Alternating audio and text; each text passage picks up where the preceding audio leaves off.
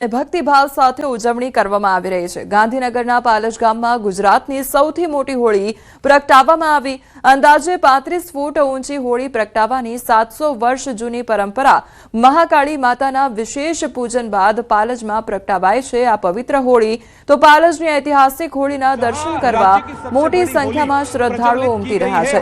શ્રદ્ધા અને આસ્થાના સંગમ સાથે પાલજમાં હોળી ઉત્સવનું ભવ્ય ઉજવણી કરવામાં આવી। હોળીની જ્વાળાઓ પરથી આગામી વર્ષ वर्तारा जोवानी पण परंपरा रहती होय छे।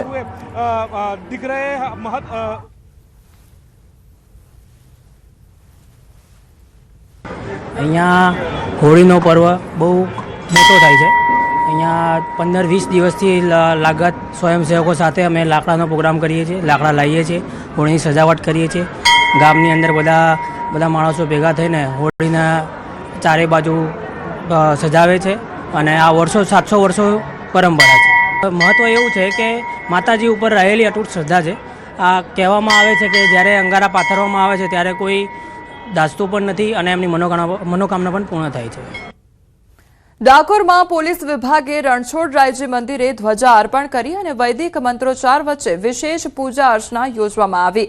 રાજ્યમાં શાંતિ અને સુરક્ષા માટે પ્રાર્થના કરવામાં આવી તો અધિકારીઓ અને પોલીસ કર્મીઓ ભક્તિભાવથી હાજર રહ્યા। મંદિર પરિસરમાં ભક્તિમય માહોલ છવાયો।